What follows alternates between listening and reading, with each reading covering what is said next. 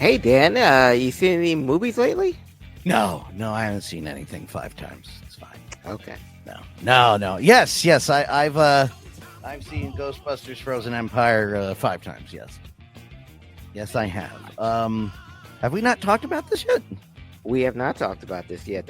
Jesus! I thought we talked about this. No, the last conversation we had was me telling you a week ago today, or 2 weeks ago today, that I saw the screening, and then you shared with me your review. I told you about the screening, and then the next time that we were both in the same stratosphere was when Nick read your email on the air where you mentioned me. Yes, thank you for that. Yeah. But yeah. Ghostbusters was awesome. And yes, please feel free. Part of the reason why I want to do this is so you could also react to the chat live without having me to relay it to you. So react away, my friend. I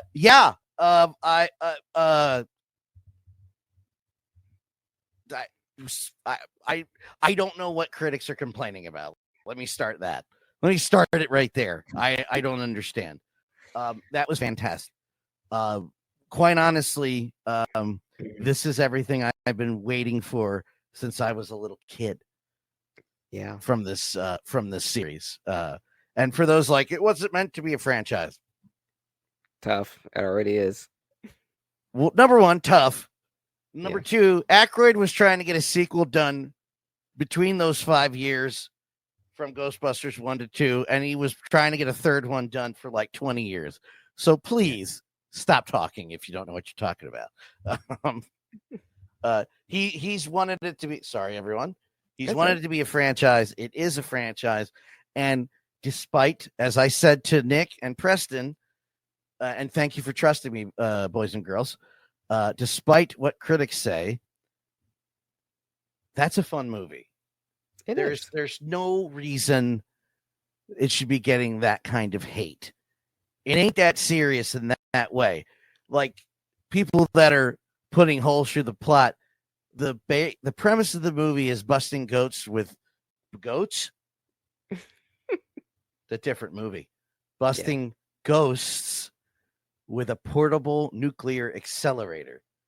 Start that way and work your way forward. It ain't that serious, boys and girls. It was awesome. It looked amazing. Mm-hmm. The mix between the mix with CGI and puppets was astounding.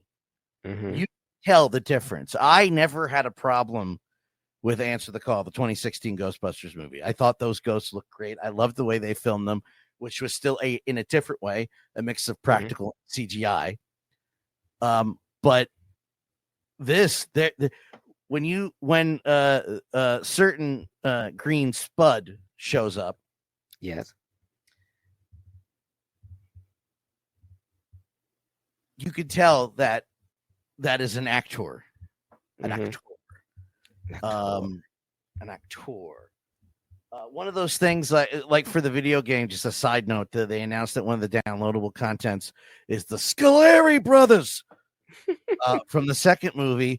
And I always was bummed out as a kid and into an adult that there's one good shot of them in the courtroom scene, and then you never get it. You see them a bunch, but you never get a good shot of them again. And there's that initial shot where they pop up from behind the barrier in front of the desk, where you get a good look at them, and it looks spectacular. And Karaka looked amazing.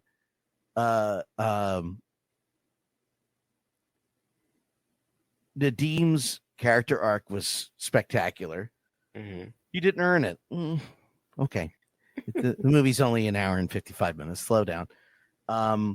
There is a great scene with Patton Oswalt, who is basically the guy who explains what and why and how. Right. Which was done great, but there's a little period to the end of that scene where they're chasing something, and it was old-fashioned Dan Aykroyd. He pulls an Aykroyd face, like it was an SNL sketch, and he just realizes like something's watching me, and just looks up, and he was great in it. Ernie Hudson was spectacular.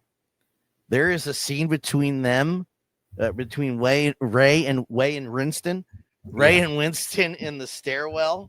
That's beautiful and poetic, but also you couldn't tell me these two were actors and not actual friends that were doing the job together for 40 years. Well, it's the same kind of moment they had in the first movie when they were driving across the Brooklyn Bridge. Yes, and also, I don't know if you noticed it, but Ray threw out his nickname in the middle of this argument, very reminiscent of Ghostbusters 2, because they start fighting because of the mood slime, and Egon's the one that can break that and go, hey, whoa, hey. And I just want to say about Ernie Hudson, he can hang with those guys, which is a lot. And also want to say about Ernie Hudson, as how great he looks. The man's 78 years old. I was about to say that man's 78. Yes. And he looked good. He looked real good. The lab, the secondary characters. I think the first time I saw it, I was like, this should be longer. Yeah. Why is this not longer? But in subsequent viewings, I'm like, that's fine, man. This is great. This is great. If you must tear down that movie and complain about it and write an article about it for clicks, please know you're stupid. And the only thing you're hurting is the franchise. And you're not, and not to intentional pun, you're not a gatekeeper. You don't get to decide if the franchise gets to continue. The cartoon that's going to continue the story, so a third animated series, is very much greenlit, very much in production and going forward.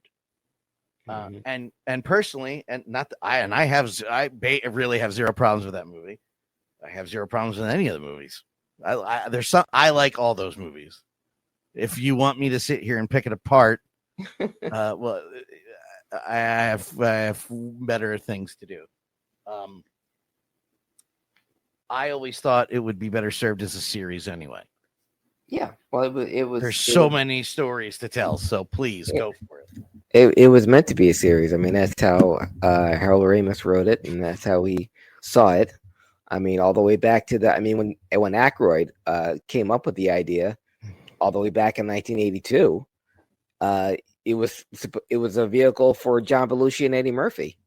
Yeah, that was the original plan. So this was always meant to be a series, always meant to be a not just a one and done thing. Obviously, they had no idea that in 1984 it would become the highest grossing movie comedy of all time for a while. But that just set everything in motion in what we, whether it was going to be or not, it wasn't. It was meant to be a story with many chapters. And the fact that we got so many. Go ahead, finish. No, but the fact that we got so many is proof of that. And it's 40 years later, and look where we are. Yeah. And I don't know if you guys know this, for those that are complaining, well, they just want to sell toys, because no movie franchise has ever done that before. Star Wars. My favorite, just a side note, is my favorite is when people say, "Oh, Disney just wants to sell toys." Do you guys not remember? I think Kelly is the one that explained the original Star Wars toy release. That was the first one that you had to pre-order them all because of the demand. I believe that's correct. Yeah. And that was 7 years before Ghostbusters. Yes. So please don't kid yourself. Disney didn't toyify Star Wars. Sony Pictures didn't toyify Ghostbusters. The cartoon was in development before the movie came out on video. Yeah. Stop it. How much did they care about the TV show? The same producers who produced the movie produced the animated series and hired J. Michael Straczynski to be the showrunner. They weren't serious about it being a franchise. Speaking of franchises, so if you're there and I don't fault anybody out there listening to this for listening to critics. I understand they're doing a job and your job is to review the movie. I implore you to never take a critic's word as the word. They're getting paid to do that. They're not fans. If you are a fan of comedy or a fan of Ghostbusters, especially, you will have fun. That's it. It's fun. The stakes are high, not that high, but they're high enough to where you go, uh-oh. And then we're back around. Yeah. And I've always said this about to anyone. And I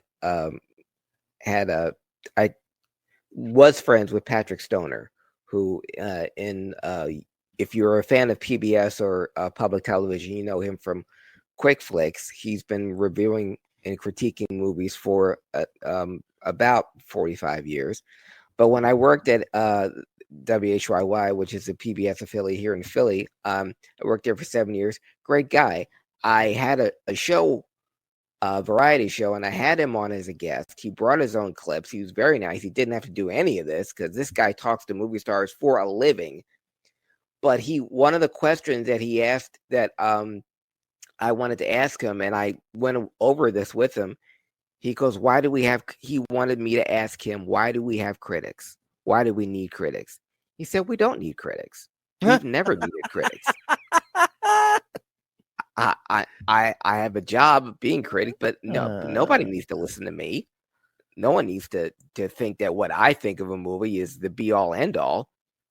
See it for yourself. And what I say, when he's had this show Quick Flicks on PBS for 35 years, but he says the same thing. Even if it's a movie that I can't stand, see it yourself. Don't take my word for it. Just because I don't like it doesn't mean go see it. I'm a comic book fan. I don't know if you guys that listen to HIAC Talk Radio know this about me. And for the last couple of years, comic book movies are not being well reviewed or well received. And they're painted with the same brush.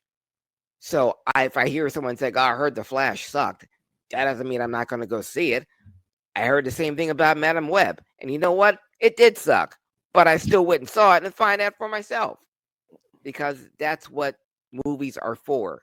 Just because, and if a group of people or a small group of people say, I heard Ghostbusters suck, why would that dissuade you from seeing that if you were going to see it anyway, or if you had any interest in it? Because one guy said so, or because this group of people said so?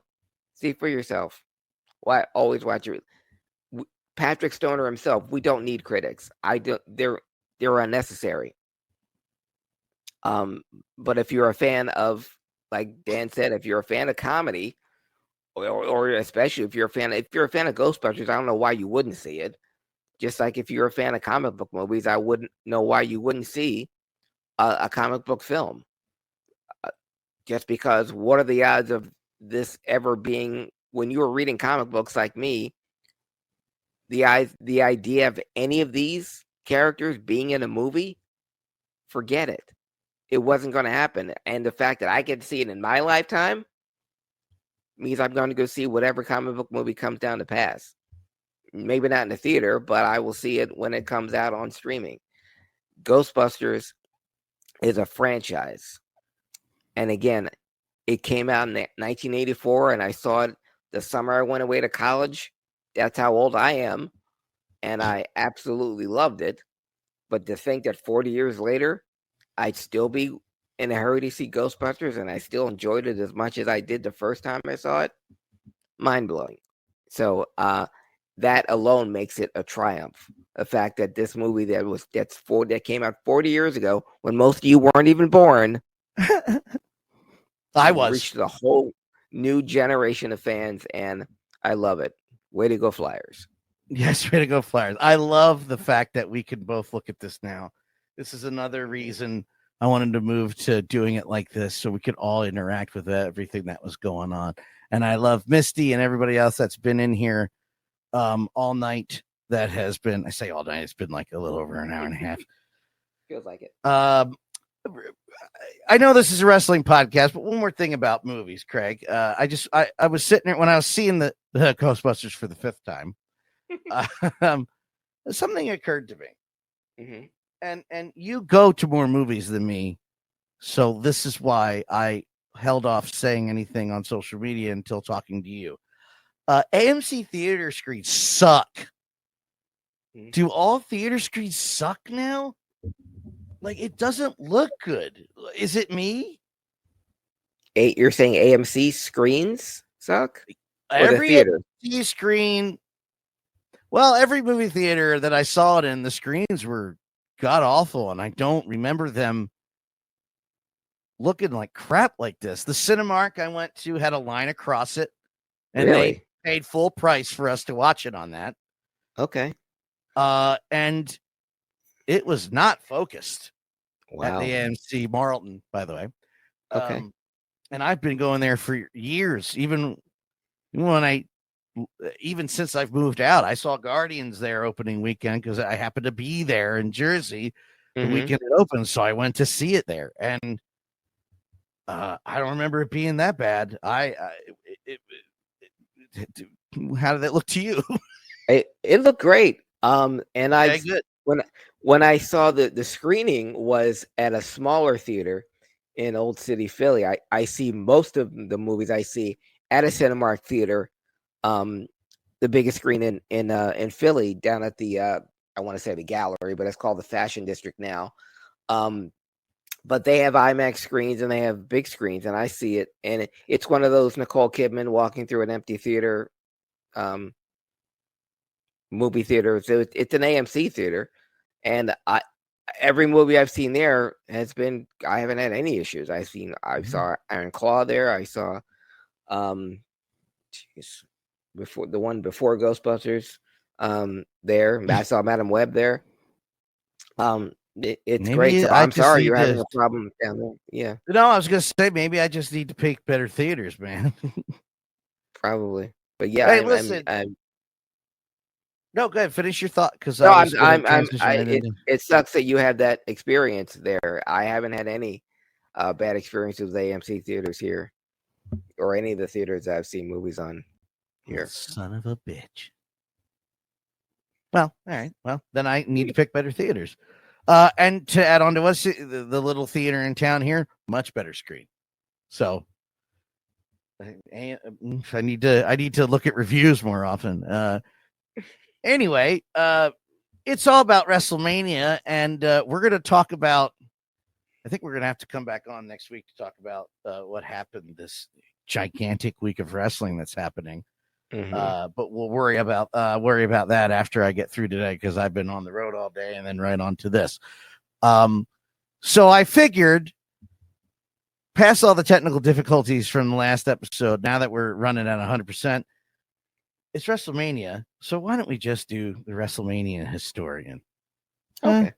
The spotlight's on you, bud. No pressure. No pressure. Well, it is WrestleMania week, kids. And you'll find this week in pro wrestling history, there were several big events that occurred on WrestleMania, and there were several WrestleManias. WrestleMania itself has been through so many changes. Is that a comment at me, Misty? That spotlight is crap. This spotlight's crap? We're asking. She's asking me to be careful. What do I have to be careful? The spotlight being crap? Is it me? I don't understand. Okay. But I'm being careful. I'm treading lightly. Okay. Okay. Oh, she's kidding. Is it Phew? I mean, I'm glad you're kidding, but I won't try to take that personal. No, scared me a little bit. Anyway, look out! Look out! Look out, man! Look out, man! It's called karate. WrestleMania has been a staple, been the crown jewel in WWE's crown since 1985. And coincidentally, as we will have it, this week in professional wrestling, In professional wrestling history, marked the very first WrestleMania that took place March 31st, 1985, in the Madison Square Garden in New York City. The very first WrestleMania. Not the first pay-per-view, but it was the first WrestleMania shown on closed circuit television throughout the world, and actually shown in other arenas on closed circuit TV on a big screen. Case in point, I was in college when WrestleMania 1 premiered. I went to college in Florida. So I had to go to the Lakeland Civic Center, the home of championship wrestling from Florida, Gordon Soley, NWA territory, to watch WrestleMania. Now, I was a freshman in college in 1985, and I would go to Florida Championship Wrestling shows at the Lakeland Civic Center. And in 1985, folks, the tickets were $8. So I got to see Jesus in championship wrestling from Florida. Then the stars back then were Rick Rude, the Fabulous Freebirds, very young Jim Neidhart, Brian Blair. That Brian Blair was the Florida heavyweight champion. Dang. So I got to see these guys once a month. Then Lakeland Civic Center was $8. So when I heard WrestleMania was going to be at the Lakeland Civic Center, I said, okay, well, I can afford that. And keep in mind, I'm a freshman, college student, had no money at all.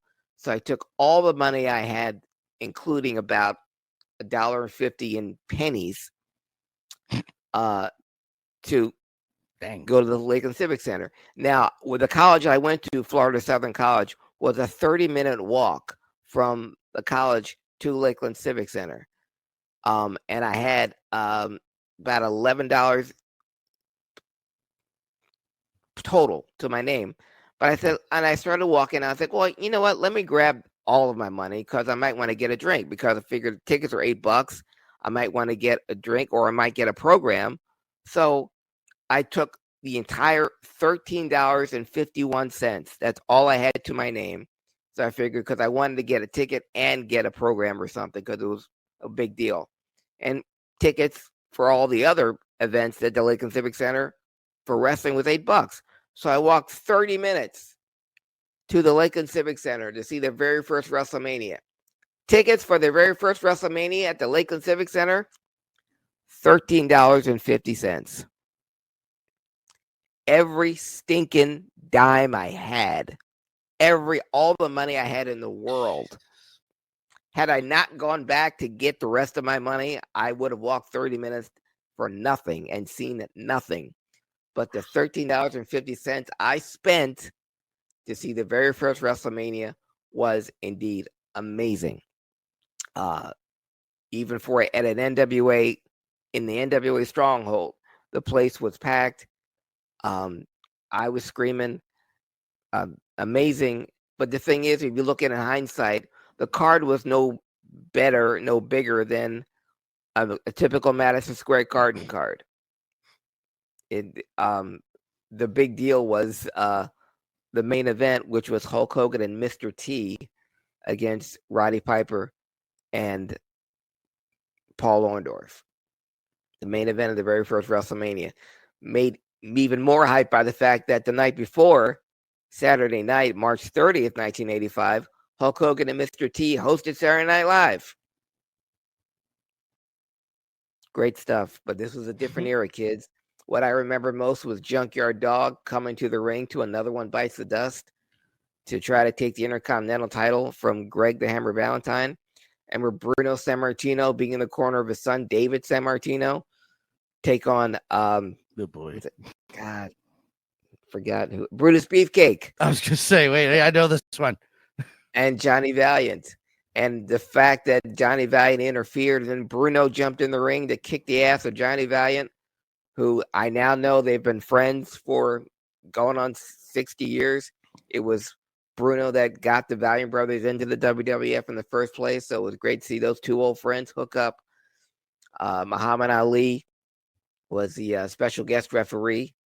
That's what we were told, but he was stationed outside for the whole match. And Pat Patterson, who put the match together, was the referee inside the ring. Muhammad Ali going to the Hall of Fame this year. Long overdue. But yeah, so the very first WrestleMania, March 31st, 1985, where it all began. Do you remember the first time you saw the first WrestleMania, Dan? Oh God, no. It wasn't until after the year 2000 when I finally got my hands on it. Okay. And it was a lot of skipping. I don't care. Yeah. Well, of course, by then they had to re-edit all the music because, like I said, Junkyard Dog came out to Another One Bites the Dust. Barry Windham and Mike Rotunda came out to Born in the USA. Obviously, Hogan came out to Eye of the Tiger.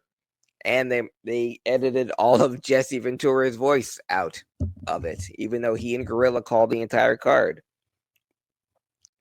God, I don't remember any of that. Yeah. That's why Jesse sued, and that's why Jesse won. And well, Jesse also won because the residuals for the Coliseum home video WrestleMania, the residual checks went to Hogan, Mr. T, even Cyndi Lauper. But Jesse got nothing. Hence the sue. And I don't know why the Phillies can't win. Shut up, sports bot. Yes, exactly. God damn it. It's okay, Misty. We got 158 games. We got 158 more games to go. Yeah, 158 more days of fucking misery to go. Yes, that's okay. It's always August. But also March 31st, 96 was WrestleMania 12. That took place in Anaheim. Famous for the Roddy Piper Goldust parking lot brawl, where Roddy legit got hit by a car that broke his wrist, and they recreated the OJ chase. And that was also the. Go ahead. No, excuse me. Shut up, smart ass. Only 937 games left of the season. No time to turn anything around. It's my wife, everyone. Thank you, Kelly. Thank you, Kelly. Plenty of time. But that time. WrestleMania 12 was also it's the Undertaker versus Diesel match, and that turned out to be Diesel's final WrestleMania match ever. Who knew that? Well, they did. Yeah. Of course, later on that year, Kevin Nash would make a bigger splash as starting of the NWO, but that would be his last WrestleMania match. Also on that WrestleMania 12, Triple H had his very first WrestleMania match ever. Unfortunately, it was against the Ultimate Warrior. Oh, yeah. Oh, boy. Sorry, buds. But I guess I guess WrestleMania 12 will also always be known as the for the Iron Man match between Bret Hart and Shawn Michaels. And Shawn Michaels' epic entrance and him winning his very first World Heavyweight Championship. In the beginning of him being a dick to Bret. Yes, and that's where it all started. But it's all Bret's fault, everyone. Yeah. Yeah, Bret screwed Bret on that. Yeah. Shut up, Vince. Which brings us to today in WrestleMania history. You probably already saw the many tributes to it on social media today. Today, April 1st, 1990, was the WrestleMania 6 in Toronto Skydome. Is 67,678 folks on hand to see Warrior versus Hogan. And what we don't have to rehash that match again, but what was also special about WrestleMania 6, it was the first time, the first WrestleMania, the first time on WWE TV of two Hall of Famers One of them on camera, DDP, who appeared on WrestleMania only because he owned a pink Cadillac that he used to drive the team of Rhythm and Blues, Greg Valentine and the Honky Tonk Man, drove them to the ring. So yes, that was DDP who was driving them in the ring. Also making his first appearance, unbeknownst to everyone there, but through microscopic cameras, you could see him in the audience, was a young Adam Copeland. That's right. Yes. WrestleMania 6. Sexton Hardcastle himself. Sexton Hardcastle. And we will skip over the Roddy Piper Bad News Brown match. Yeah, we're good with that one. I will not skip over the fact that Roddy Piper had to go to an airport with half of his skin covered black because he couldn't get the makeup off. But yes. Roddy. Keep in mind, this was 3 years after his retirement match at WrestleMania 3. But I digest. Roddy. Roddy. I love you dearly, Mr. Piper, Mr. Toombs. But he's like, I was doing Michael Jackson. I don't know why anybody, because Michael Jackson don't move like that. You're pale white. Stop it. And I assume he was trying to do the Star Trek, the original series thing. Yeah. But you have to tell people that because nobody knows what half blackface is still bad. It's not half bad. It's still bad. It's all bad. God. Everything you're doing is bad. I want you to know this. Speaking of bad, also on this day, another WrestleMania moment, WrestleMania 17, 2001 at the former Houston Astrodome. Another crowd of 67,000 got to see WrestleMania 17. I said, speaking of bad, because that was the home of the gimmick Battle Royal. Starring such luminaries as Brother Love and Jim Cornette. The two finalists were Sergeant Slaughter and the Iron Sheik, with Slaughter going over the top rope only because she could not. Because Sheik had an artificial hip and could not go over the top rope. And it's probably my favorite of all the lines Bobby Heenan's ever thrown out in his life. Yes. It was just, sometimes it's just the timing. It's not the joke, it's the timing. And it's just him going, by the time Iron Sheik gets down to the ring, it'll be WrestleMania 38. I didn't hear commentary for a minute because I was laughing so hard. Yeah. Bobby. Bobby. God, we miss you. Also, so historic about this WrestleMania 17.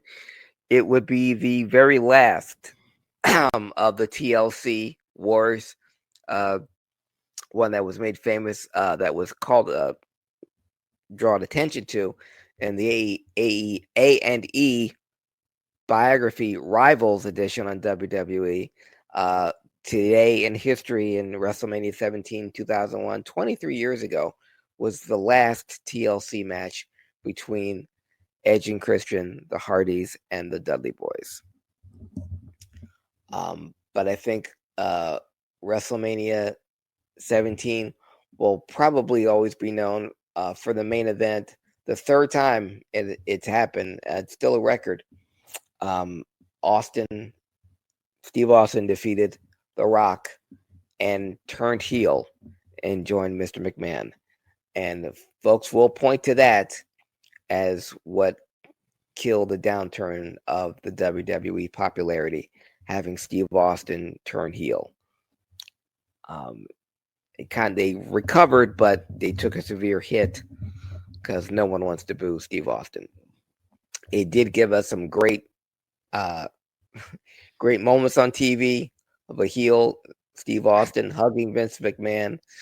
The invasion angle where Austin and Angle and Undertaker all had to be on the same page while Vince was Man. addressing the troops and Austin was doing his best to try to crack Undertaker up. Absolute gold. I count that. I count it. He laughed. Oh, he did. He broke. He He kept broke. doing it I count it. because he was repeating everything Vince said. It's a going invasion. And whether we like it or not, whether we like each other or not, Austin's like, I do not. I do not. Doesn't matter. Don't matter. Listen, I know people hate that he turned heel, but that was so good. I'm sorry. It was don't amazing. be sorry. It's so goddamn funny. Him getting mad at Deborah's cookies. Him singing to Vince. Yeah. It's the one that always gets me is him going, I am the champion. And Vince is looking away, so he taps him on the leg. And him and Kurt, they were cowboys, and Kurt with a tiny. And the fact that every time that Austin was brought the guitar out and was gonna sing, he go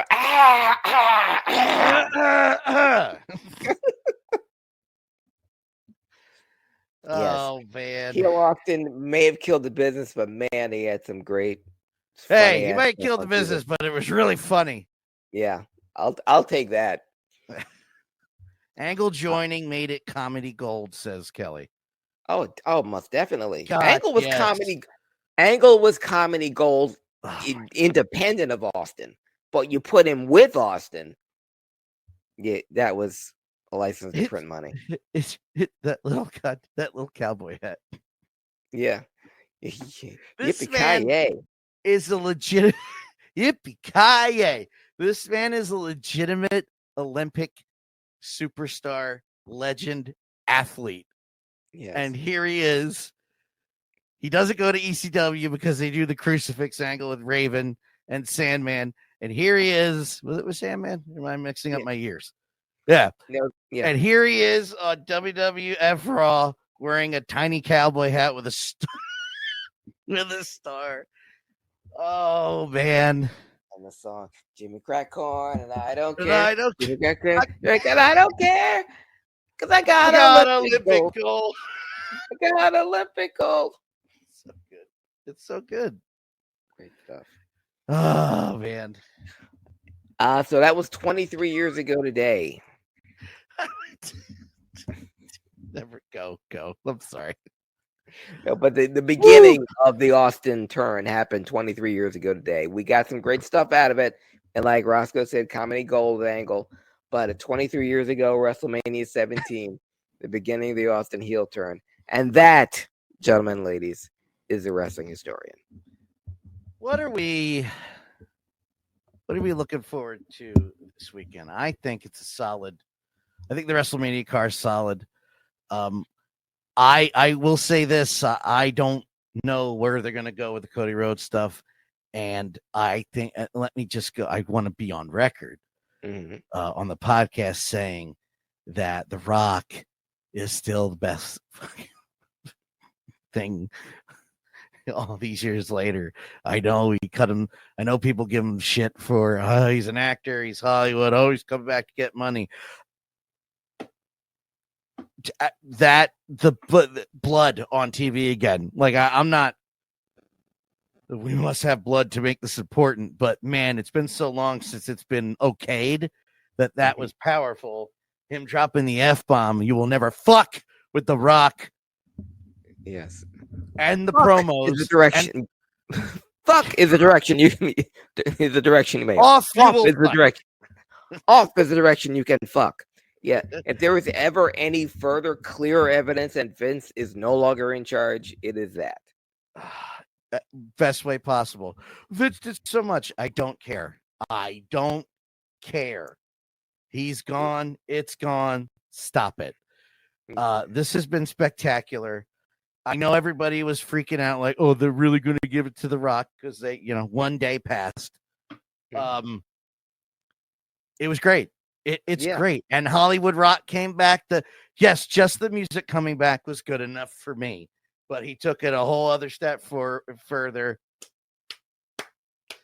My favorite, I think that's me and one other random person on Twitter that they and I agreed that was his best entrance music, was that Hollywood rock theme. Yeah. Yes. And as far as the cursing goes, no, everyone gotta say shouldn't be fuck, cursed. man. But if you're The Rock, then yes, you can, because you're The Rock. Now, if Ricochet starts cursing, then you've lost the plot. Then it doesn't mean anything. Anyone that's going to do that, it damn well better be The Rock or somebody on The Rock's level doing it. But again, what makes it great, because only one person is doing it.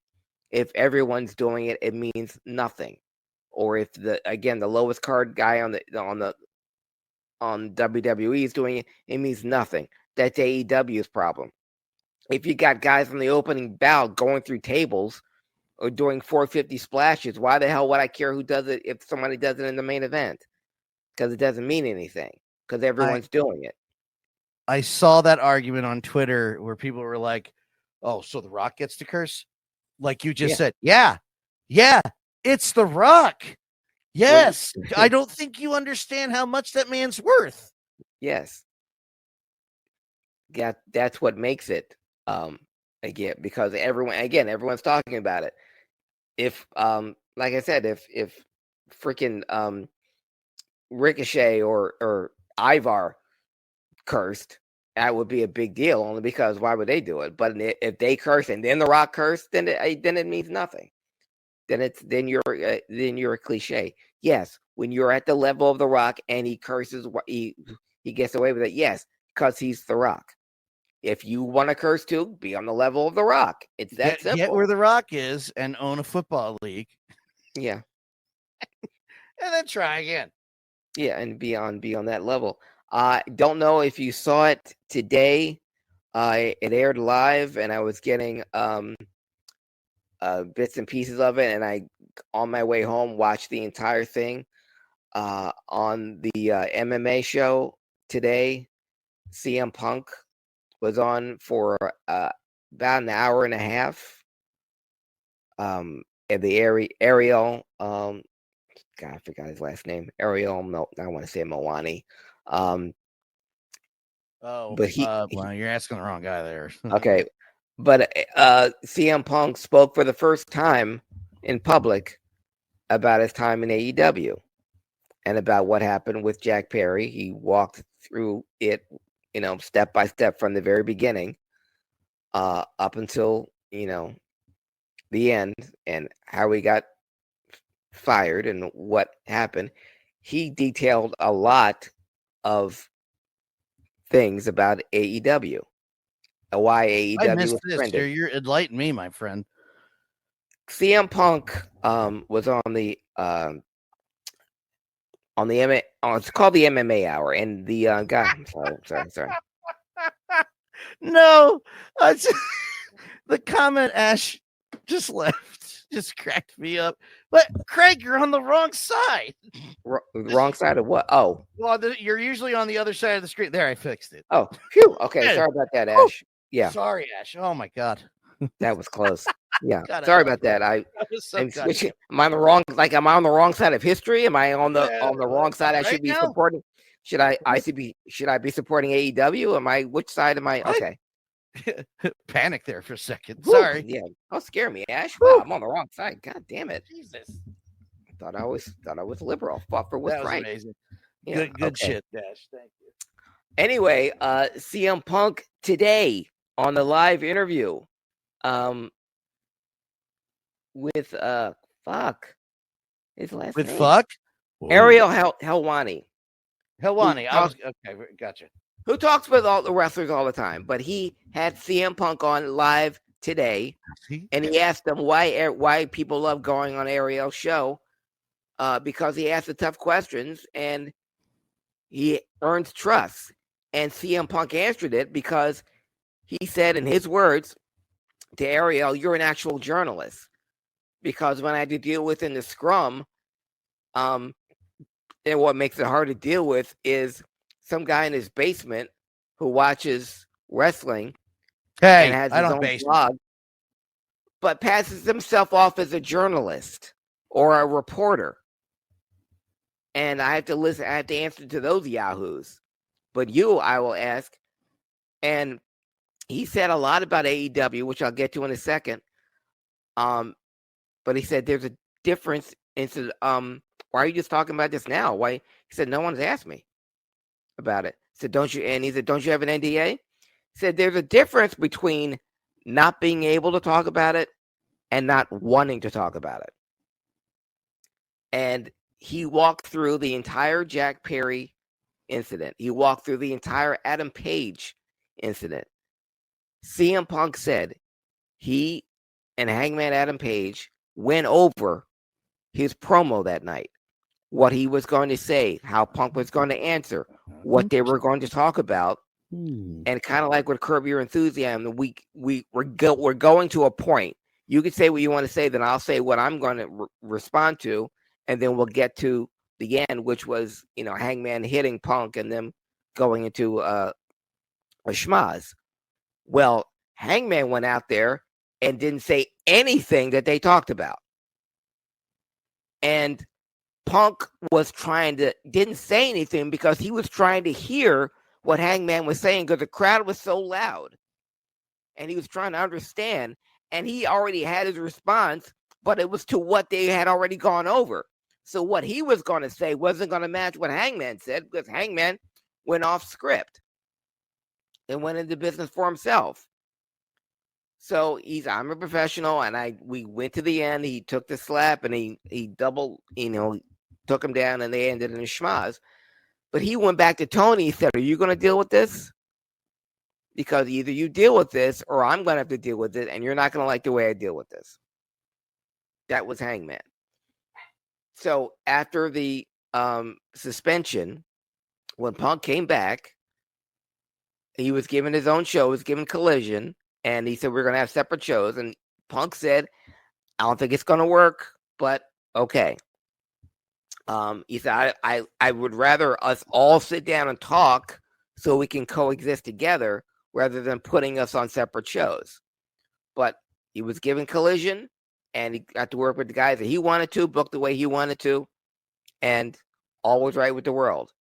And then he's at catering, and Tony Schiavone comes up to him and said, please, you have to talk to Jack Perry, who Punk didn't even know was there. He wasn't supposed to be on the show. So he says, Tony Schiavone tells Punk he's been cursing out Jerry Lynn, Larry McDonald, and the head of security. They all told him no, and he's cursing them out. And then he cursed out Tony Schiavone. So then he came to get Punk. He goes to get Punk, and Punk leaves catering, leaves his food, goes to Jack Perry, who's sitting in a car. And he said he likes this idea of going through the glass. And it's a rental car. So Punk's like, so you want to break this glass and then give the rental car back with no windshield? It's boys killing the boys. Now the rental company, whoever it is, don't rent to professional wrestlers anymore. So now we can't get cars because you want to go through glass. So this guy's telling you no. This guy's telling you no. Larry's telling you no. Tony's telling you no. Now I'm telling you no. No. Not that it's a bad idea, but just not now. Not for, free TV. And Jack Perry said, okay, you're right. And he didn't have any incident. And Punk said, because I like Jack Perry. I've always liked Jack Perry. So that was it. And then flash forward to London, where he said, real glass, cry me a river. So Ariel asked him what happened between the time he said it was okay until London. He said, because of his friends. He talked to his friends got in his ear, and next thing you know, he's yelling, real glass, cry me a river. And Ariel asked him, well, where were you when this happened, when he said that? He said, I was in my dressing room. I didn't hear it. Somebody told me he said that. So when he came back through the curtain, I asked him, do you have a problem with me? And then Jack Perry said, well, maybe I do. Do you want to do something about it? And then Punk, as he was telling the story, he laughed just like that. And he just said, what are you doing? Because I don't understand why you can't, just take direction or just take. And before Jack came back through, Punk said to Tony Khan, who was also a gorilla, "Are you going to take care of this?" And Tony Khan says, "What do you want me to do?" And Punk said, "I'm not telling you what to do, but you're a boss. Be the boss." So he, just like he said before, I agree, Ash. He said, Punk said, "Are you going to handle this, or am I going to handle this? Because if I handle this, you're not going to like the way I handle this." So Jack came through the door, the curtain. Punk met him. He said, "Do you have a problem?" And Jack said, "Yes. What do you want to do about it?" And Punk said, "I didn't hit him. I didn't slap him. I just put a chokehold on him." And that was it. Joe told me to break it up. Jerry Lynn told me to break it up. I went back to my room, went to the dressing room. And I told Tony he was a clown. And I quit. And he called Tony a clown, or Jack Perry Tony a clown. Got and it. He's right. And he said I quit. But he went back and he did the match. And Ariel didn't know that he thought he walked out. He didn't know. So, so you went ahead with the match? He goes, "Yeah, I went ahead with the match because I knew this would be the last time I would ever wrestle Samoa Joe. Ever. And I didn't want to let him down, Jerry Lynn down, or the crowd. The people that paid their money, a lot of them might have paid to see me. And I couldn't do that to them. So I wrestled it because I knew it was my last match." And he said, "What happened when you went back through the curtain after the match?" He goes, "Nothing. Tony wasn't there. Jack had been sent home. So I was there watching the match." And then the head of security came by. I think his name was Stan. And he walked up to Punk. He goes, "What are your plans for the rest of the night?" And he goes, "I was just going to watch the matches and take a shower and go home." He goes, "Okay." And Punk's like, "Well, do you want me to leave?" And he goes, "No, I'm not telling you to leave." And Punk goes, "Would it be easier for you if I left? Because I'm not trying to fuck up anyone's job. You have a job to do. I don't want to mess up anyone. If it's easier for you, then I will leave." And so that's what he did. And he didn't find out he was fired until Tony Khan made the announcement in Chicago the next day. Nobody told him anything. Keep in mind, if you want to listen to the when Punk was hurt the first time, when he tore his tricep, that's the one thing he couldn't talk about was what happened in the dressing room, because he did sign an NDA. He said, "Now I've never had to sign an NDA for something I did wrong." Right. So he couldn't talk about that. But when he tore his tricep, and he never said whether he tore his tricep in the match that night or he tore his tricep in the locker room fight. But when he tore his tricep the first time, Dan, Ash, when Punk addressed that, when Tony Khan said he feared for his life, because I never once approached Tony Khan. I never got any. I said to him, "You're a clown," and I quit. That's it. I never raised my hand. Again, my thing was with Jack, and it was some Joe and Jerry Lynn who broke up the fight. Tony Khan was nowhere near me or Jack. So I don't know where he feared for his life, but you'll have to ask Tony Khan that. But anyway, Punk didn't find out he was fired till the very next day when Tony Khan mentioned that on the air. To give you an idea how things are run there, when I was saying earlier, when Punk tore his tricep and he never said if it was in the match or if it was in the backstage fight with the Elite, when he was on the shelf for 6 months, no one, absolutely no one from AEW contacted him about anything. He said, I was on an island. Nobody said a word to me. He said, it's a difference between structure and where he was, because since he's been down in WWE, he's had people contacting him, telling him where to go to get physical therapy. He's having people give him people that he reports to on his update on his status. People are contacting not just the people that work for WWE, but other wrestlers, other agents. He's in constant contact with everyone since he's gone down. But when he was after 6 months, no one from AEW contacted him at all. Again, this is all on YouTube. And people were wondering why he's never said anything, because nobody's ever asked him, and he said he doesn't like talking to press, and because he sees people as press like the people he saw at the scrum, which he agreed was stupid. He said the first time I did a scrum at AEW was my first night back in Chicago. So of course I do it, but after that one, the one that was Brawl Out or whatever, it was 2:00 in the morning. Everyone was tired. He's eating his pickles and drinking his coffee. So why the hell would I be there? But of course, all the internet marks are there, and they're passing themselves off as journalists. And that's why I don't talk to journalists or talk to the media.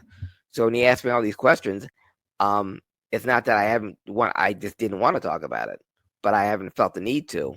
But it's on YouTube. I encourage everyone.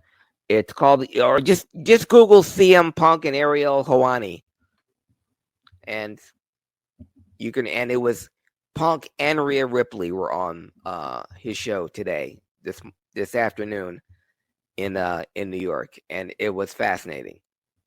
He talked about the difference between AEW and WWE. He said, "I have nothing but love for AEW. I don't have any problem with them at all. I wish them the best."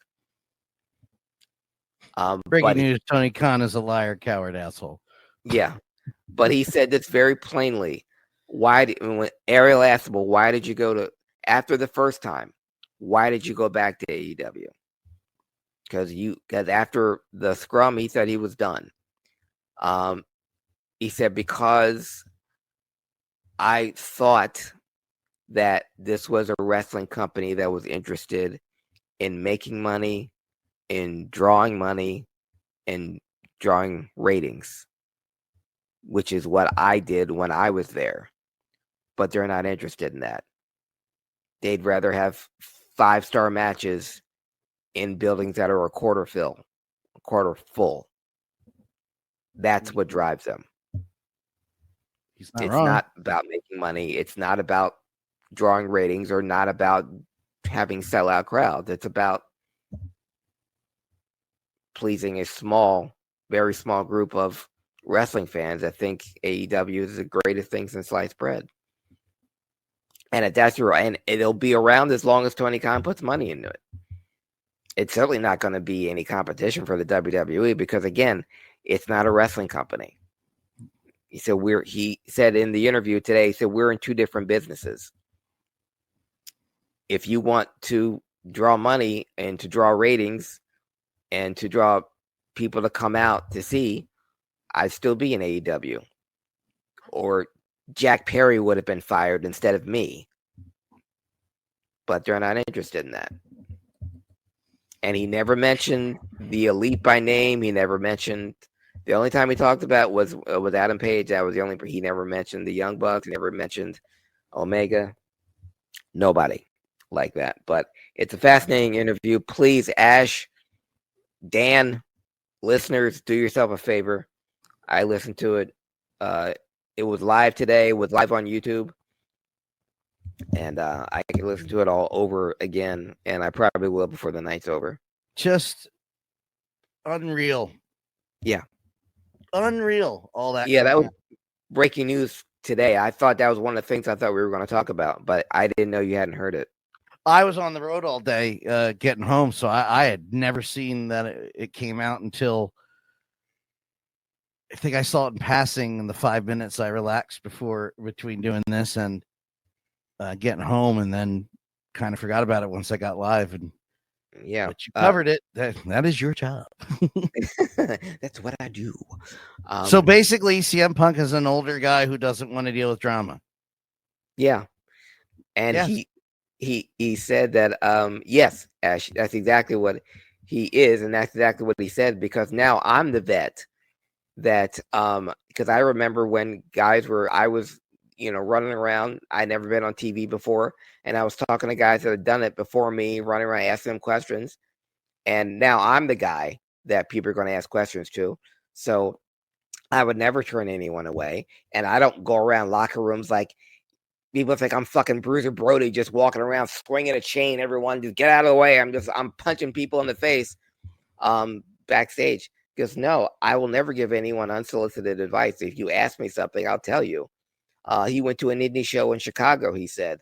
And he asked a person asked him, a young wrestler asked him, well, what did you think of my match? And Punk goes, what do you think I'm going to say? And the wrestler goes, that I should sell more and not cut down on the flying stuff. He goes, yeah, because that's wrestling. But she's already been conditioned to think of wrestling, that indie wrestling is that, because AEW has an indie mindset. They're all about the moves. They're not about storytelling. They're definitely not about selling. And because of that, they're not in the business of drawing crowds, drawing interest, or drawing ratings. The only people who are interested in AEW are AEW fans. They're not going to pick up any new fans. They could have when they had a mainstream superstar there named CM Punk, who even casual non-wrestling fans know who that is. But no, they're not interested in that. And Ariel asked, why not? Because you're going to have to, you ask them. I don't know why they're not interested in drawing ratings or drawing money or drawing good houses. That's not what they're there for. You've got guys there that are bad mouthing your top star when doing that is hurting your own product. He even asked him, Punk, have you ever, do you see any reconciliation with Colt Cabana? He said no. Wow. He said, when's the last time you talked to him? I went to an indie show near Chicago, and I was behind the curtain. And Ariel said, was this pre-scrum or post-scrum? He said it was pre-scrum. And Colt Cabana came up to him and said, yeah, can we talk so things won't be weird between us? And Punk said, I don't ever want to talk to you again without a lawyer present. And that was it. Whoa. I mean, he's not wrong. Nope. I have my own thing about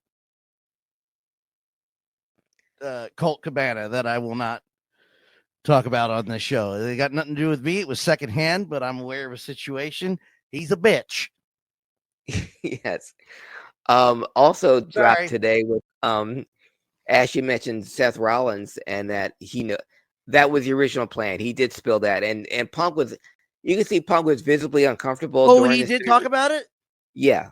Oh. And he was visibly uncomfortable because he hates pulling back he hates pulling back the curtain on pro wrestling. I'm kidding. Because Ariel asked him about what's the locker room like in WWE now. And Punk said, my first instinct is say none of your business, because that's always been his mindset. But now it's too familiar now. So when they asked about the original plan for WrestleMania, it said, it was supposed to be him and Seth for the belt. That would have been awesome. Yes. That would have been so, oh man, it was so, God damn it. But also today there was a watch party of WrestleMania. God, I think it was WrestleMania 2007, or 2000, between CM Punk and Randy Orton, and CM Punk and Randy Orton watched the match together. Oh, and wow! This was during the match. They couldn't stand each other, and they talked about why they hated each other. And Randy was saying, because CM Punk's like, we hate each other. Randy's like, hate's a strong word. And he goes, I never hated you. I never hated anyone. But he talked about their scrum that they had backstage because Randy Orton went to Arn and said, man, fuck CM Punk, fuck him. And then Punk walked around the corner, said, fuck me? Said, you say it to my face, motherfucker. And then Randy was like, whoa, I didn't know you were there. The guy that I'm burying, I didn't know you were around the corner. And they had a big laugh about that. And they hugged, and he said, he said it's more about immaturity on both of our parts. But they watched their match together, and and that's also on all over. That's when I first saw that Punk did in the interview today, was the clip of he and Randy side by side watching the match. He goes, this is more like a therapy session for two grown men. It's not a watch along. And afterwards they hugged, and they said, now we're the old guys now. And Punk goes, yeah. And then Randy goes, let's go lead the locker room. Said, yeah, let's go lead that motherfucker. So that was another great moment. But yeah, between Seth, between Punk and Orton, they buried, but with Punk and Rollins, there's probably still some dissension there. But like Ash said, Rollins knows it's all about, I was gonna say Rollins knows what's. I just had this instinct, and I was not gonna like fuck with Ash when she was that upset or that angry about what was going on, because I get it. I've been there. Mm-hmm. I've been that angry about wrestling today, most likely. Yeah. But there was just something about it. I try not to be cocky or like internet journalist. Mm-hmm. There was just something about it that was so perfect. I'm like, this is a work. I believe this is a work. I've seen a lot of it. You've been there all for years. Mm-hmm. I was marking, okay? Isn't that the point? Yes, that's why I wasn't trying to fuck with you. I was like, you're upset, you're angry. If it's not a work, good. And if it is a work, that's the whole point. Exactly. It was not, I didn't want to shame you, fuck with you, upset you. I was just letting you go on. I was like, yeah, and we're talking about it, and it's fantastic. And Punk walked through when he was fired from AEW. Nick Khan called Punk in November and asked him about coming back. And he thought that enough time had gone by. And this was the week of Thanksgiving. And Nick asked him, "What do you, I don't know how much longer you have or you no compete, but we wonder if you'd like to go back." And Punk said, "I don't have a no compete. I never did. He never did." Dan, he could have come into WWE the day after he was fired. He never had a no compete clause. And it's and Nick Khan even said, "God, I wish I'd known that sooner."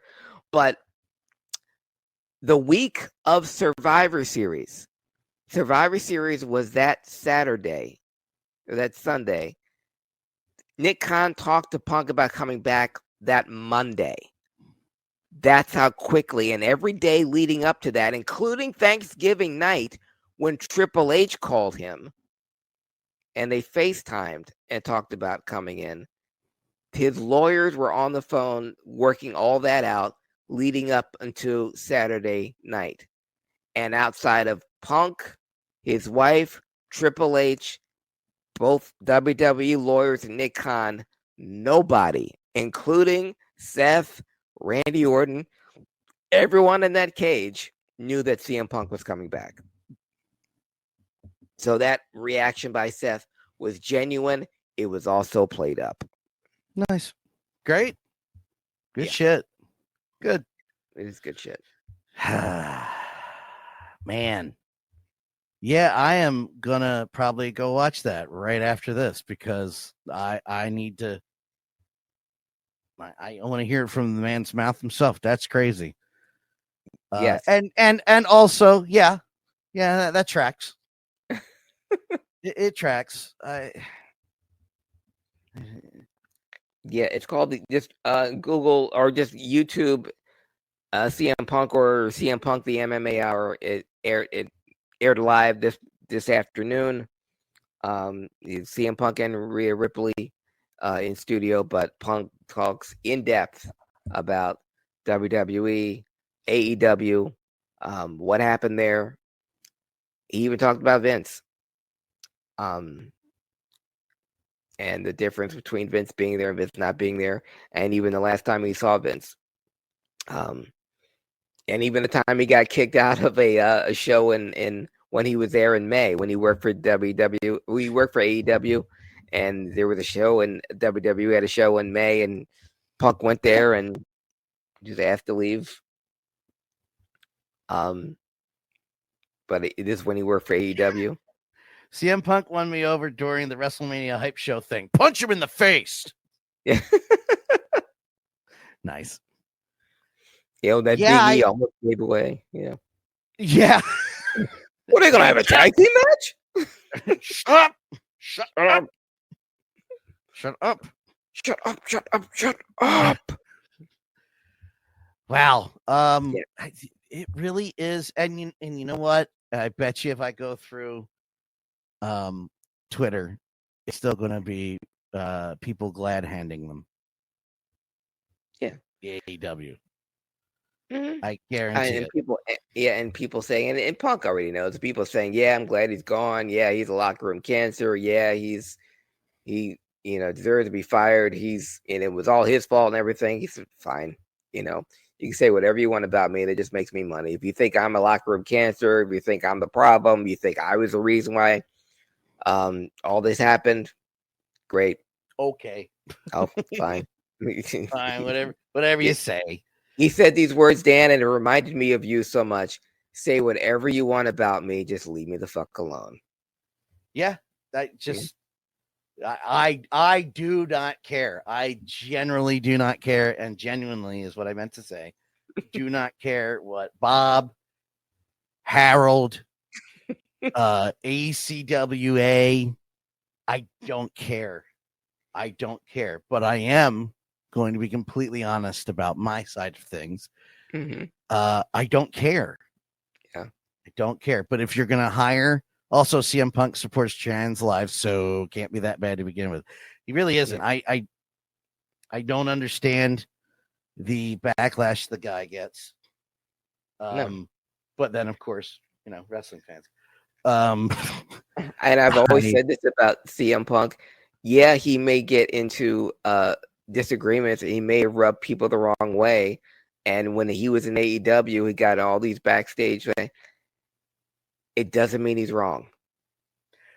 That's the thing. That does not mean he's wrong. Even when he did the pipe bomb, everything he said, I don't disagree with. When he said, John Cena, I don't even have a problem with you. It's the fact that you're being shoved down the throat of everyone as being the best, where I think I'm the best, and I don't get, on the cover of these magazines. I don't get my ice cream bars. I don't get to be on Conan O'Brien or a crappy USA show, and I'm not even in the title of this program. But I'm not being sour grapes. I'm just saying that this is my reality.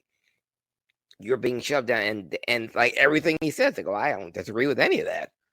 He is the best in the ring, on the mic, even on commentary. So yeah, so everyone can think about what CM Punk is, a troublemaker and all that, and everything. It doesn't mean he's wrong. And if you listen to what he says about AEW and the way that place is run, he said Tony Khan is a nice guy. He's not a boss. He's just a nice guy. And that's what I said. Yes. I don't have a problem with Tony. Well, I don't have a problem with CM Punk. I don't have a problem with Tony Khan in that way. But what have I always said? Stop being a friend. Be a boss. Yeah. If you were a boss, this wouldn't have happened in the first place. Yeah.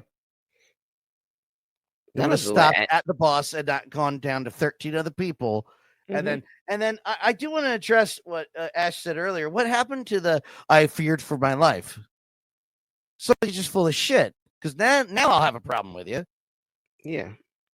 But according to Punk, and even before Punk said his side of the story, every eyewitness account there said it was between Punk and Jack. Yes, Tony Khan was backstage, but it was Joe who broke up the fight. It was Jeremy Lin who was right there. The only thing Punk did in Tony Khan's direction was tell him that he's a clown and I quit. He didn't say it in a threatening manner. He didn't get up in his face. According to Punk, he didn't. He just said this, you're a clown and I quit. But even if I got in your face, Dan, and yelled at you, you're a fucking clown and I quit HIAC, when in that would you fear for your life? Especially if we've had a relationship for this long, or even as long as Tony Khan and CM Punk did. When would you fear for your life? And even if you did, I'm your fucking boss. You ain't gonna threaten me with shit. That's true. Also true. I don't know where my life would be in danger. Well, I mean, if I was a different white person, maybe. But yeah, no. So I don't know. And Punk addressed that in the interview. I don't know where fear for his life came from, because I don't remember threatening. Doesn't make any goddamn sense. No, well, the whole company doesn't make any goddamn sense, because that's true. The people in charge are a bunch of guys that talk bad that spread rumors about other people in the company, and they like who they want to like. Jack Perry, when told no, he said he was fine with it. Next thing you know, he's saying real glass, cry me a river. And the only people he had in contact with between then and there were his Cucamonga cowboy friends and his elite friends. And then the next thing you know, he's running his mouth. And one would even venture the reason why he was cursing everyone out to begin with about wanting to use glass was because of who his friends were. The only reason why Hangman Page is going to go into business for himself and talk shit about CM Punk is because his friends told Adam Page that he's the one that got Colt Cabana fired, even though Colt Cabana hadn't been on TV in 6 months. But it's CM Punk's fault. And Punk even said, I'm all about sticking up for your friends. I do that all the time. I get that. That's fine. But if you're sticking up, if you're taking the words of people that weren't even there, and you're not even coming to me, and you want to do it on live TV, then we have a problem. And I don't remember them sticking up for anyone else. If you're going to stick up for your friends, I don't see them.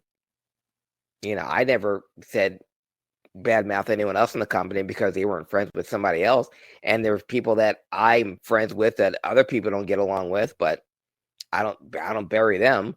I certainly don't bury them on live TV or bury them to their face because I don't like who you're friends with. Ask Darby how glass works. Yeah, that's another genius. But he said he doesn't have any. He said there was more positive than negatives working for AEW. Hey, that's good. He said, Dan. He said CM Punk said I got to wrestle Sting. I never thought that would ever happen in my life. So he said that's definitely a positive. If I had not signed with AEW, that never would have happened. There is that. Yes. So he was very positive. He still said, I wish AEW nothing but the best. I still have friends there. I'm not going to mention any names. And he said, very telling, I'm not going to mention any names because I don't want them to get in trouble. Because I still want them to get paid. I still want them to be on TV. That's how petty that is. Yeah. Yeah.